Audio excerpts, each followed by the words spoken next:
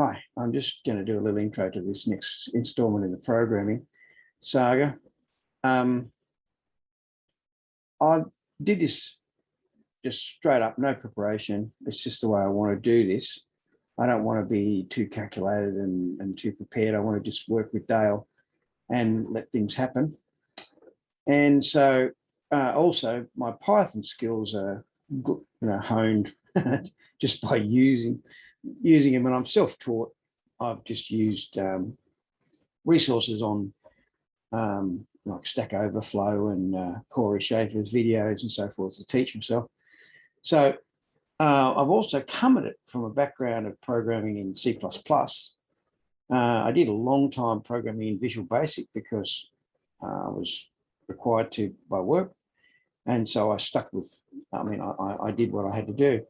But ideas of being type safe and so forth embedded in my programming.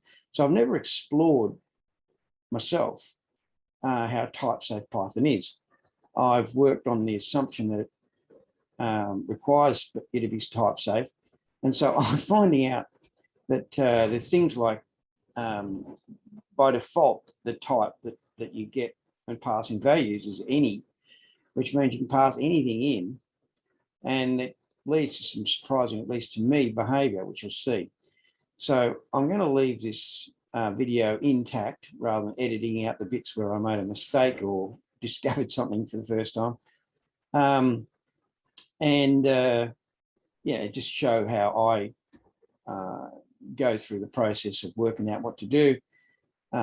This is in line with what I do for work. I mean, it doesn't work first time, and you dig around and you figure out what is actually happening. So so in what follows, there will be points where anyone that knows Python better than me will be going, oh, I know what's going on there. But that's part of the process. And if I edited it out, it'd make me look like I know more than I do, and it'd make it look like it's easier than it is. So I'll leave it all together, and you'll see what I mean when we get to points where I'm surprised by the behavior of Python. Anyway, onto the video. The very first program that everyone's supposed to write is Hello World. Yes, this I have heard.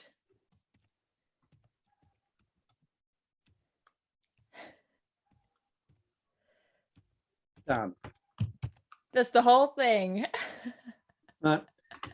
So if I now type Python, which is... I assume that when people are learning coding and they're told that the first thing they have to do is print Hello World, I assume that they're being made to start a little bit more from scratch than this. No, I mean, that's Hello World. That's basically it? Yeah. And okay. Now, I should have called this program Hello World, but Python, and down the bottom, with this here, this is actually I'm using Bash, which is sort of Linux based, even though it's a Windows computer. I prefer the Linux terminal. Mm-hmm. And this is a Bash terminal. So there's different terminals. There's within the Linux world, people use different ones, but I use Bash. It's probably the most used, I'd say. And if I go test.py, Hello World. it ran this. It ran the thing. Oh, stop pointing. It ran this code here, and it printed Hello World. Yay! Now, if I left off that end bracket, now already we can see that there's a squiggly red line under here. Yeah. And so it's telling us, and what's more, there's even over here on the side, there's a red line here.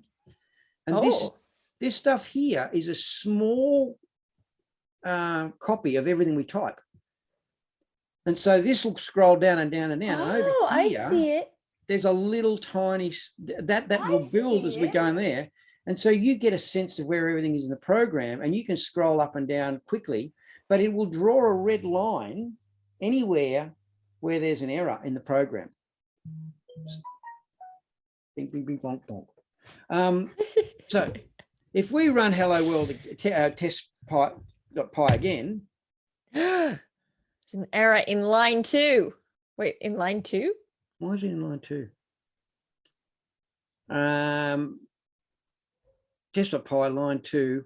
Oh, the error is in line 2 because it's gone through there and it's wrapped onto the second line. And it says, I can't, I'm looking here and it's not right. And what is the error? Unexpected end of file while parsing. EOF end of file. Okay. So there's EOL, end of line. Right. EOF, end of file. Right. So, and if I were to go like this and take away the the closing quote, and I use, with this, you can use double or single quotes. In Python, it makes no difference one way or the other. And I just have made a generic thing that I use single quotes because you don't have to go shift. Yeah. And so I just find it saves you 0.02 of a second. Well, but when you're doing it all the time. Yeah, that's true. And actually, what we should do is we should get a line 2 and Control S. And now end of line while scanning string literal. So, and now it knows it's in line 1. Yes, because you got that in bracket.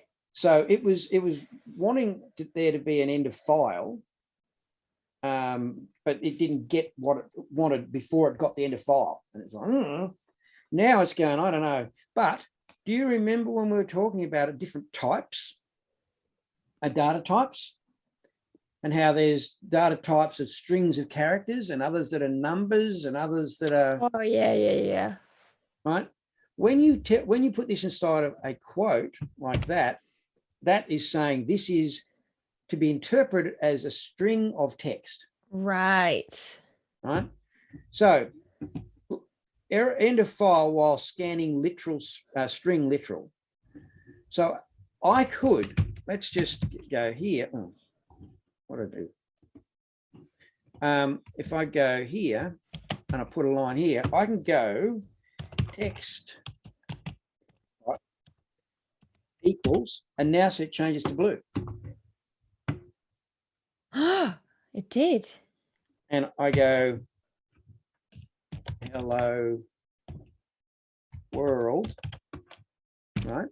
And now I go print text. Oh.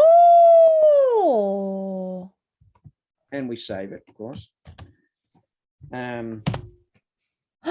Hello world. But if I go like, and yeah, we want to have an end of line. Now we get rid of that, and we save it. We didn't save it. Try this. Right. When we save it. Right. Okay. Unexpected end of file while parsing. Right. It's got to the end and goes, I don't know. But because we're using Visual Studio Code, we could write this code in Notepad. Yeah. There is no reason why you can't. But Notepad doesn't give you all this syntax highlighting, it's called. So it's the quality of life differences. Lint. It's called a linter or linting. I'm going to get rid of that because I accidentally created it. So now we get our hello world again. Right? Yeah. Now, let's go one step on from here. Right? So now normally I would have a header up here that's a comment. So if I put a hash at the front, right, and it doesn't execute. Right. So now if I save that, still works. Gotcha. So that hash, and there's also another with 3. If I go like this, and I go 1, 2, 3, and then 1, 2, 3, that does multi-line. That turns it into a multi-line comment. Oh, so now I can see that the comment applies to that whole section rather than. And I could write in a whole series of stuff. Now, that's this 3 quote single quote, is kind of reserved and is used if you write a class and you put underneath in the beginning of a function, you put in that inside of 3. Then when you mouse over, you saw when I moused over things, it showed text. You can write what you want to show when you mouse over if you put it in these 3 quotes. And that's a reserved thing. So it really lets you, so while you're writing code, you can write code in a way that means that when people go to use your code, because they go pip install and you've put it up on for the world to use, they just mouse over it and they can see what bits are what. And you say what you want to be written, and you can say what the parameters are and how to use it, and this function does this. But it is also, it works as a multi-line comment. Okay. So, all right, we'd normally, I'd say this program is the name of the file and what I'm doing and what the thing does. And there might be some stuff about versions on it and when I wrote it and when I edited it and whatever. So I just keep a history in comments at the top of the file. Just so that when you open up a bit of code, because when you start opening up bits of code, you can get lost quickly. Whereas if you've got this stuff and you say, oh, I wrote this some context and it does this and I'm using it in that way, it's just a really, it's less important to have the history of it when you use GitHub. Because if you want to find out the history of the file, it's all on GitHub. But before I used GitHub, I had all my versioning in there. Right. But I mean, even then, it sounds to me like, I mean, maybe it's just because I have a language brain, but like, it seems to me like it would be easier to find your footing in the context and the history of a thing if it's like written out like a paragraph, like a sentence, rather than just absolutely. seeing the different versions of. Anyway. So now, let's just move the next step, right? So we've got up here, and you can see we've got an error now. Now, why did you tab over as well? Well, I was about right. So if I try to run this now, right, save, you can see that there's an error underneath there and an error here. Yeah. And we, if we go here, indentation error. Now, in C++ and a lot of languages, and you can see over here, we've got this red arrow next there, and you can see up here, we've got a little bit, and there's a red line in there. So we can, that's showing us, it's very informative. It's letting us know that there's an error in this place in the file. So, and you can see this line gets shorter as it goes, and you can just scroll down and find errors in this interface. But cool. Python, you want indenting. So if you've got something and you say, I want this, but it's a sub of that, in C++, you don't have to format it that way. It'll interpret it, but it can be really confusing, and a good coding style is really important to understanding what's happening. So you want to use indents. Well, Python takes that to the level where they say, you're not going to work unless you indent properly. It actually uses the indentation to work out what's going on. Right. So I just put that across because I'm going to create a function called, and I like to use uppercase for the first letter. This is called Arabic or Camel or something, Camel font, because it's Caroline's getting a phone call. Is it camel because the capital letters make humps? I think so. That's good. And now that's how I write hashtags. Now I'm being confused because I think that that's actually correct syntax. So what's going to tell me? It's going to tell you invalid syntax. It's going to tell me it's a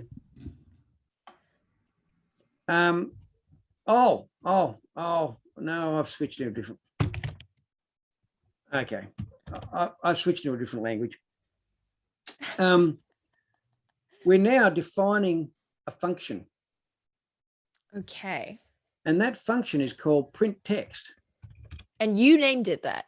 And I named it that. And so we you can could see have now, named it, you know, Squiggle Moose.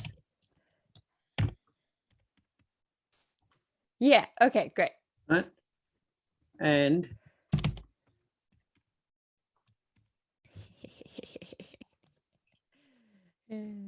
what's going to happen now?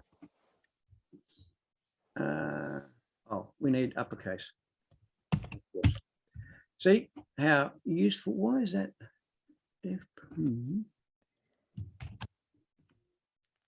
That should be. So you are defining the function poo, which within that function, we know that poo goes to the text thing, and we know that the text equals hello world. I don't know why it's oh, poo. I don't know why it's not saying it's defined, because there it is. Oh, maybe you got have you got to do it in order?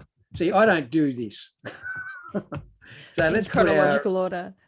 Let's put it, yeah, it's got to happen beforehand. All right. So you can see how much I program functionally. But and interesting, it's worth doing this in a way because, and we can see we've got a couple of lines that don't need to be there, that we just new line. So what's going to happen? It's going to say hello world. No. Well, let's see what happens. It's not going to say hello world? I did. That's interesting. Because that means that I know. Oh, no. So I thought, all right, so time to talk about scope. 60 no scope. So we've created a thing called text. Yes. And it's called and we've loaded into text a string of characters, and that's hello world. Yes. And then we've defined a function, and we've called it poo because we're very mature. Yeah. And we've passed in. So let's see. That must mean that. Okay. Oh.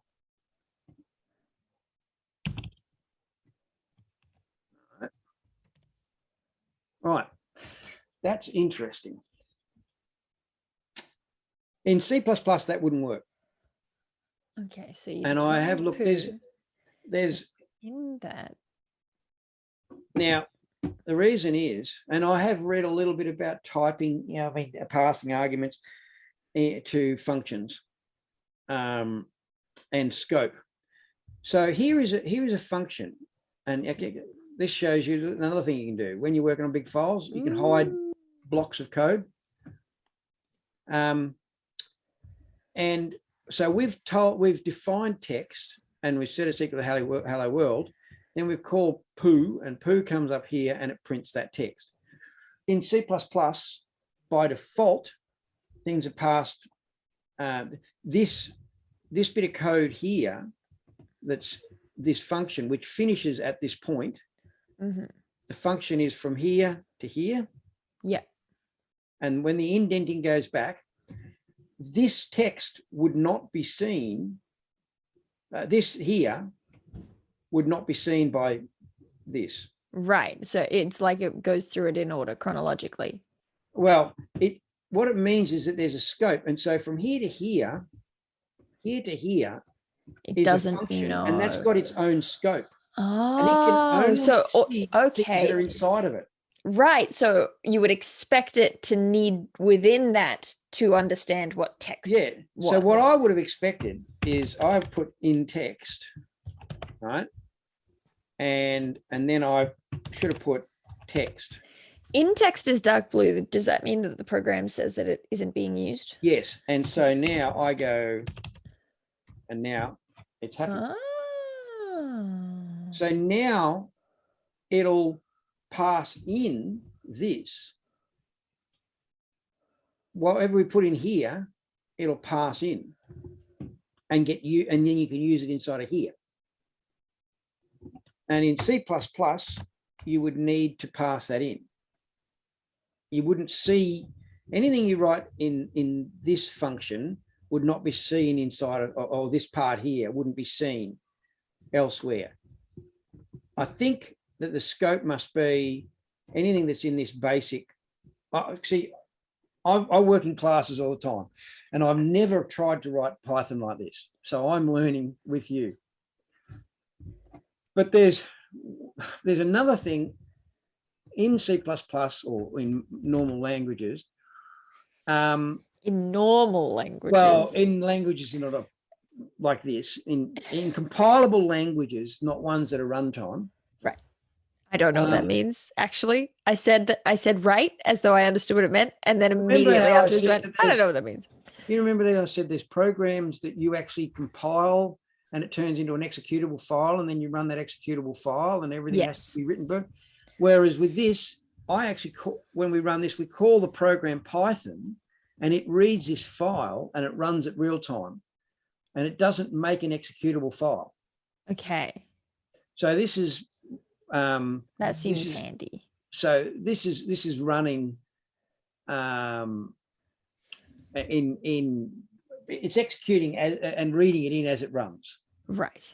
So it's interpreted. So there's an interpreter that runs over the stuff we type, and real time makes it happen. Whereas in an executable, you compile the code. So you write all your code, and then you run a compiler, and it turns it in an executable binary file, which will then run on your computer. Right. Right. So if you pass something in, there's by reference and by value. And in C++, its default is by value. If you pass that in, it creates a new variable in text, and that gets put onto the stack. And that new variable gets used in here, and you can do anything you like with it, and it's working with a new copy. And the original one that's outside here doesn't get touched. So if you put it, if you change anything, when you come back, the original one that you sent hasn't been touched, because it's made a copy of it, put it on the stack, works on the stack, and then comes back out, and the original one's still what it was. If you pass by reference, what you do is you pass in and saying, work with this one. And you can change stuff in there, and whatever you do inside the function will affect the original, because you passed it a reference to the original, not a copy of the original. Yep. So that's something that and that's all part of what we call scope. The scope of a variable is where it can be seen. Gotcha. But I think I think that in Python, from what I'm seeing, anything you put into this initial level of the program where it just comes in and runs, that's a global. You can see it everywhere, which I don't like globals. And then this becomes a local variable. So global variables can be seen everywhere, and local variables can only be seen at the place that they're being used. But there is a program that will now run, and if we let's just go out of curiosity, in text equals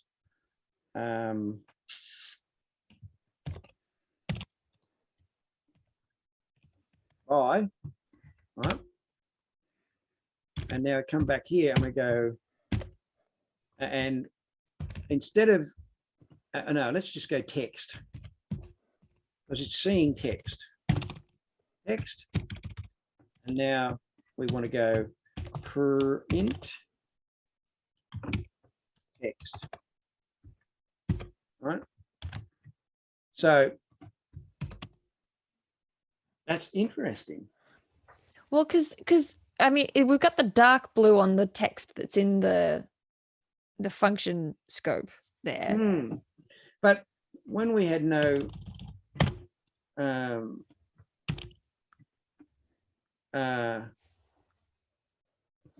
when we went text, it ran. It did. Oh, now it's saying there's an error. Ooh. Text, what is going on? Print text, unbounded local error, local variable text is referenced before assignment. So that is just saying I'm using it before it's been assigned. Which we thought would happen before, but didn't. So I don't know what happened. You watched me do it, but I saw it with my eyes. In text, right? And now we change this to in text, and because it's blue, so there's our scope. I don't know why. All right, I can't explain that. It now is doing what I expected, and we if we try to run that, we would have to go text, right? And now Control S for save, run, and it's printed it up here, and it's printed it down here. So it came in to the program, and if you got this here, it doesn't run first because that's a function. It's defining a function. Right. And every time we want to print some text, we can just call that and it'll run that bit of code. So it doesn't run sequentially. What we should do here is put a comment and say the program starts running here. Right. Right. So what happens is the program comes in and it reads through, because remember it didn't work in order. If you've got a compiled program, it can get to the bottom and find that stuff first, and then knows that these things, and when you run it, it's got all the stuff ready to go and it's all defined for the functions. Whereas in an interpreted language, you've got to put it up first because it needs to read it in before it gets to that part of the code, because it's reading as it went. So I should have known. I should have just known to put it up the top. Like I said, I'm programming in a way that I don't normally program. Gotcha. We're doing some stuff just so you get some little sense. Now, I can now go def plot. That's funny. and pass in. I like to put. You don't have to, but I like to put a lowercase in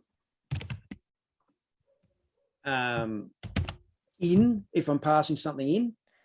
Okay. So that when I'm inside of the function, and you see how down here it's got an arrow. If I type pass here, then that'd be happy. Pass just means ignore me. It's a line of code that says don't do anything. Right. But if you're writing something, it needs, when you have when you're defining something on this line here, it knows it needs to have something to do underneath it. And when I didn't have that, this here is back at this line, indentation. And so it goes, look, there's nothing here. And this, if I went like this, it'd be happy. But now it's not here. Right. Why is it not happy? Oh, because it doesn't have text. Yeah. Control Z. So I need to put something here. So if I go print in val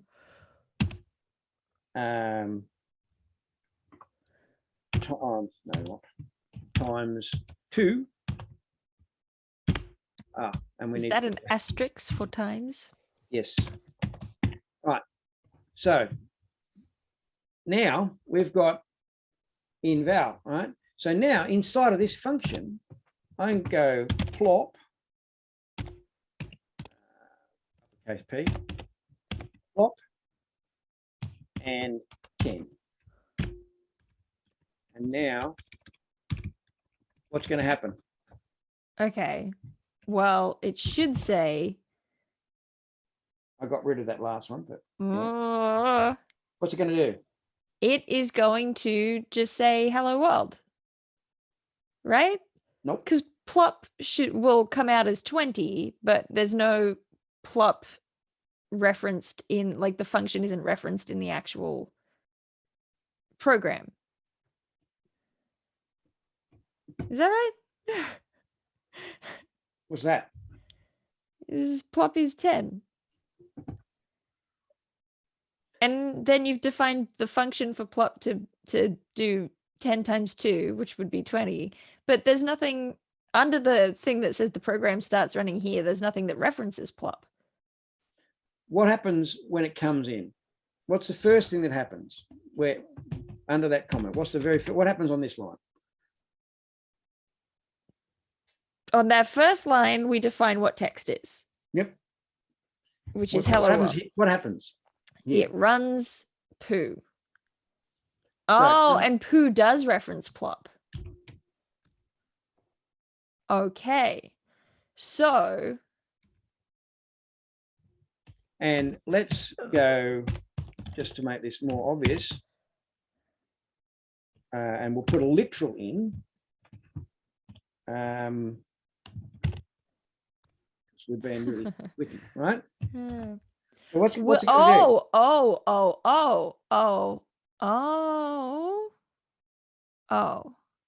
So will it say fart 20 times? No. What will it do? Let's follow the program. So what happens on that line? And notice when I click on that, it highlights next to that, it highlights that, and it also highlights that. So it's showing us all the places in the program where this is. Yeah. So it's hello world. Right. And then what happens? What happens? Now, what on this line that we're on here, what happens now? Well, it prints. No, what does it do? What do you mean? What does it do? Oh, it uses the poo function. Yes. Yeah. So it goes back up to there. That sounds funnier than it should. Stellark would be really happy. He's a performance artist. And so it jumps up to here, and it takes this text and passes it here. Uh-huh. And it comes in here, and what happens here? So print hello world. Well, it prints text. It prints whatever is inside of here. Yeah, which is hello world. Yeah, but I could go now and use a literal. Okay, right. So in that case, it would go right. Okay. Right. Okay. So the in text just references whatever text is next to the poo function in the actual. Yeah, whatever's inside of these brackets needs to be a string. Right. I just thought that in text was just referencing the same thing, but I understand now. Okay. So now it jumps up here, and in text has this. We're now here. It's text, right? Right. Which so that in this case, it's text is equal to hello world, but text could be equal to anything. Right. Gotcha. Any string. Yeah. Right. So it comes up here, and what happens? It prints hello world. Then what happens? Then plop 10. Okay. So it references the plop function. So it jumps down here. Jumps down there. And now. And that says plop in val. Mm-hmm. What happens? Okay. In val is equal to the thing in the brackets, I presume, just like what we did with the text. Okay. Only this time, and if you look over it, it's saying in val : any. Yeah. So it'll take any type. Okay. But by rights, because that's value. It's value. Is that what that is? Yes. And now I've told it it's not just any, and inside of here, I should really go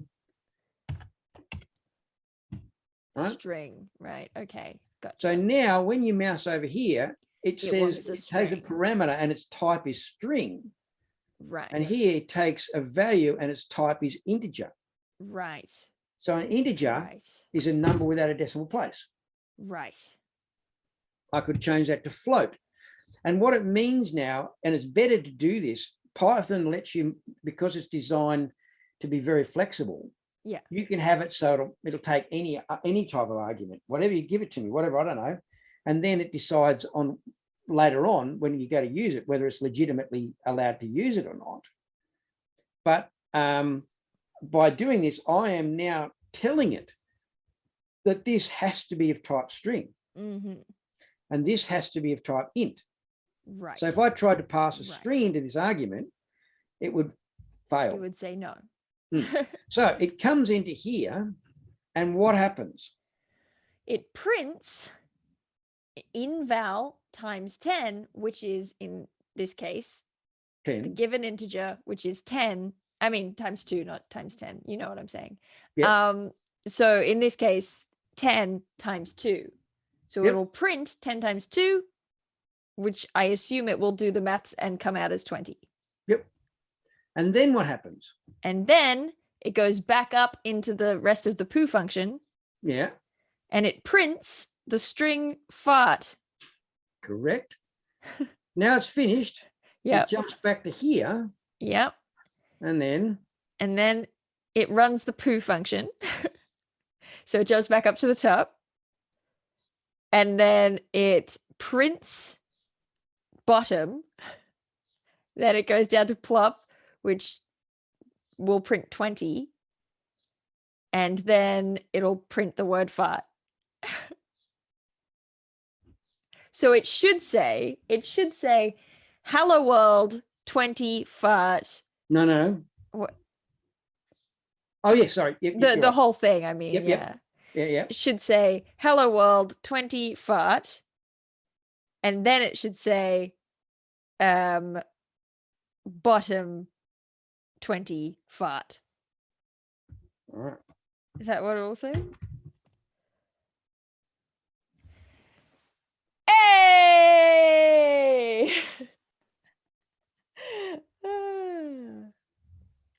It's really sophisticated stuff. Actually, there's foo and bar are used in examples all the time. If I go to my effective C++, whoops, it's got all this example code, and all through here there's foos and bars. I go to find it, it's proving me wrong, but yeah, anyway, they're standard sort of foo and bar are standard in programming examples. Python is actually linked to Monty Python, the code, the name Python. That checks out. And so when you read the documentation, they say they encourage you to use Python references in examples. Monty Python references. Such a nerd thing to do. I love that. So that is a really, that's a really simple little exercise that gives you a sense of how you can move around in this code, right? Yeah. But this is well, we call it top-down functional, but the functions, because of the way the code has to run, the functions are up the top, but the code starts here and it just runs down there. Yeah. And we can define as many functions as we like and call them whatever we like and pass in. Now, just out of interest, I wonder if we call poo and 10, is it going to complain, or is it going to explicitly convert it to a string? No, explicitly converted it to a string. Oh. So what it does is if it can turn it into a string, it will. And what if we go plop and then we pass it 10 as a string. What's it going to do now? Don't know. Let's find out. Ah, come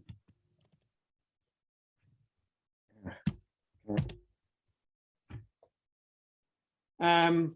10, 10, bottom 20. Oh, it's okay. It's it's treating it as a string and doing it twice. No. What's it doing? 10, 10, 10, 20. Oh, it's fast, converted 10, it. 10. I'd say what it's done is it may have converted the ASCII value of 10. It might have turned this into binary and not done a literal. Can we get rid of the last poo 10 on the actual program just so that I can tell the difference between which one is the one in the poo function and which one is the one?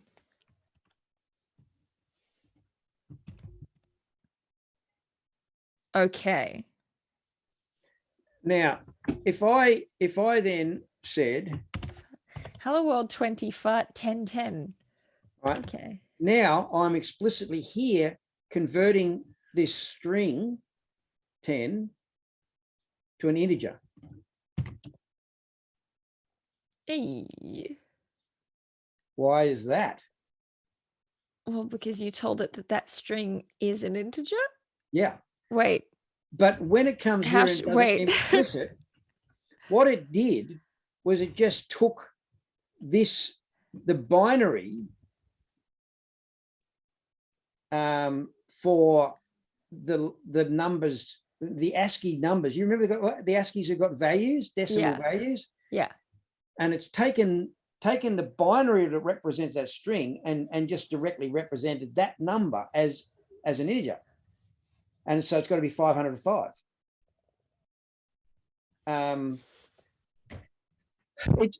So you remember that this when I go like that is represented, the stuff inside of those quotes is now being represented as ASCII. Uh-huh. And it's a 1 and a 0 ASCII. Yeah. And if you look up the ASCII table, it'll show you that those characters have got, and they're going to be 8 bits, and they've got a number. So you're going to get 16 bits of zeros and ones. Yeah. That I want to stop problem. That are taken as that number, right? That string is going to be represented as ASCII, and it's going to be a set of noughts and ones that, if you look up the ASCII character table, are going to be the ones that are this.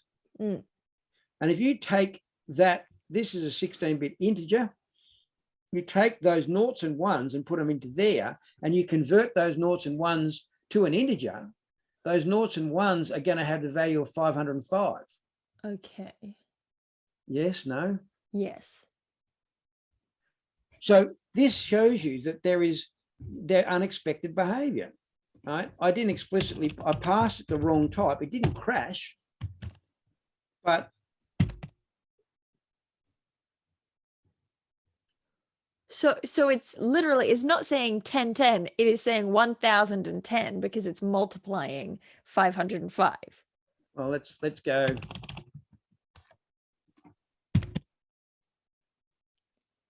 Oh, not what I expected. what if you do like times 3?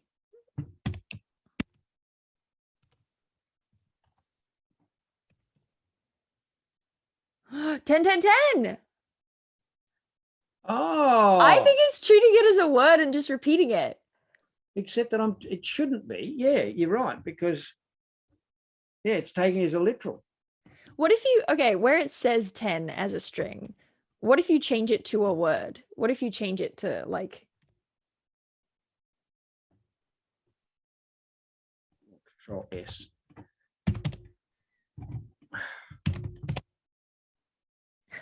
what if you change it to, I mean, just change the 20 in the string to like, I don't know, unicorn.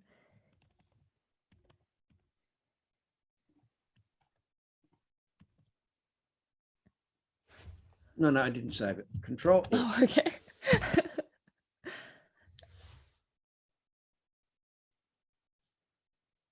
That's odd, because I've told it. See, I haven't played with Python ever like this, because I've been busy writing my particular, and I've using my classes and whatever, and I've sorted out the stuff to work out how it works in that way. But I'm not a Python expert. But there you go. That is weird. Why? It is fun to play with, though, isn't it? Oh yeah. Now, can you see from what I was telling you the other day when you're going, and I said, I think you're going to like it. Yeah. It's kind of. Is this looking less terrifying already? Yeah, well, I mean, it feels like the it's that puzzle solving, right? It's like, okay, well, something's wrong. Let's figure out what it is. Like, But what was so interesting is having multiple possible answers for what it could be, and like figuring out ways to narrow that down. Yeah, that's what it's all about. It's problem solving, absolutely. Yes. So problem solving makes my brain happy. Let's just for the sake of it, well, all right, I think we can delete that file. It's a nothing file. New file. Now you see over here, this little thing is ticking away. It's saying 1000. Yes. And it's got all changes, right? These are all, and that's all from when I installed pandas. Oh wow. Right.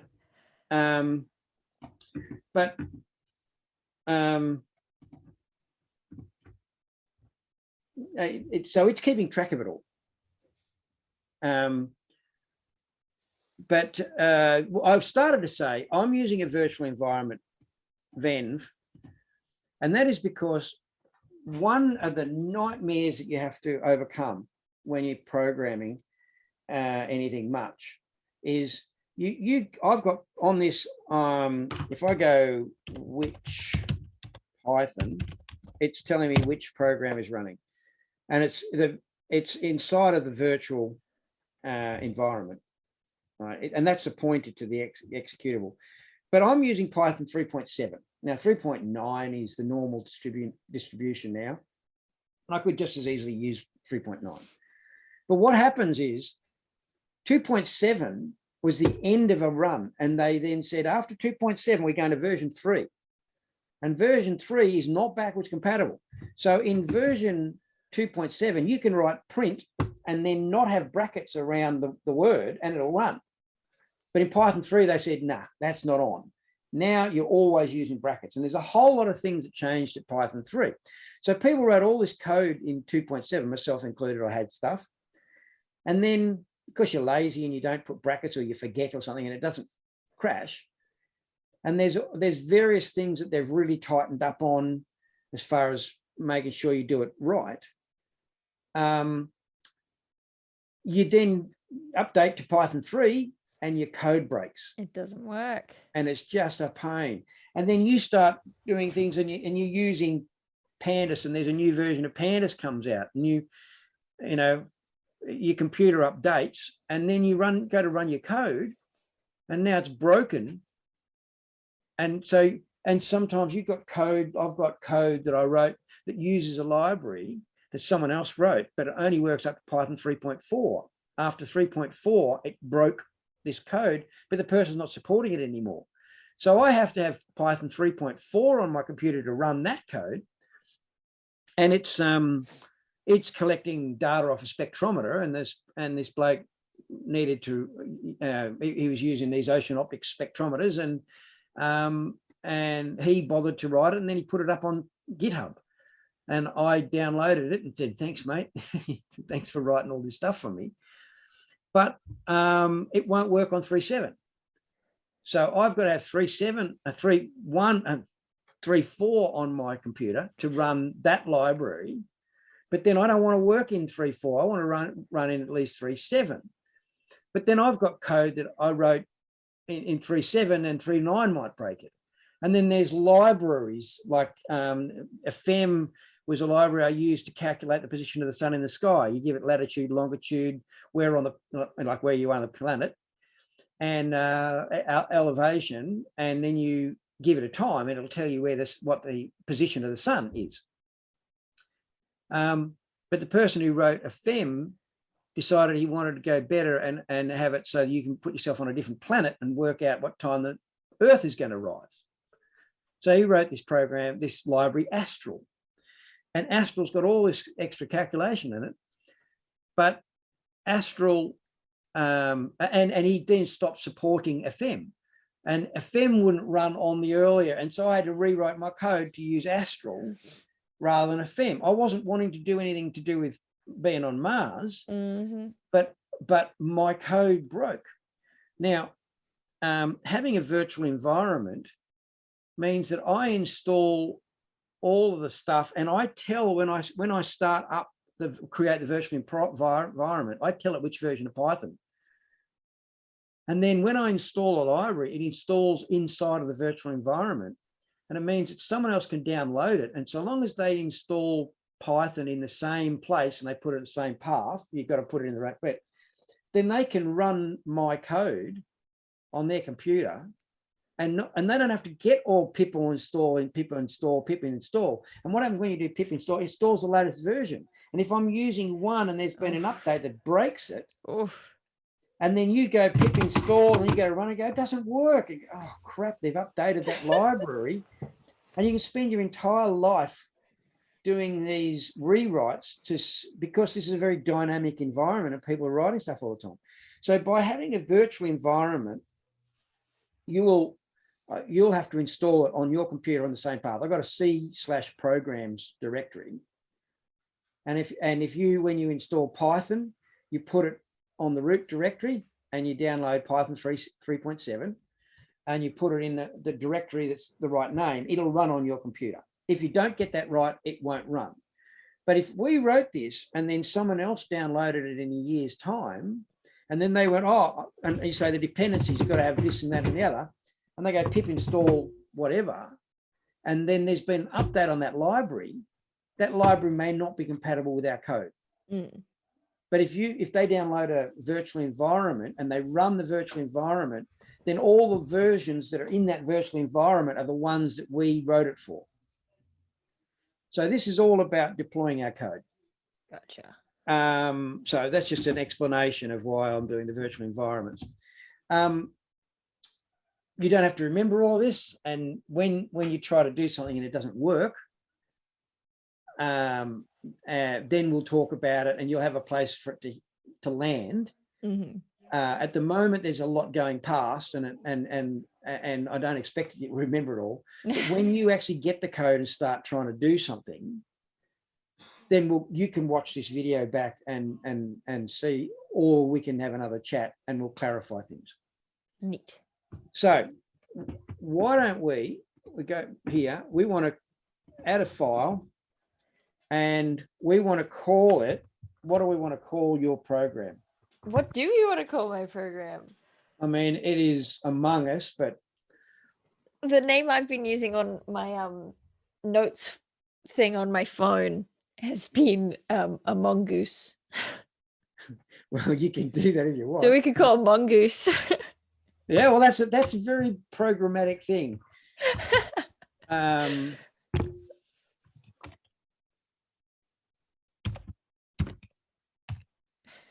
Dot py.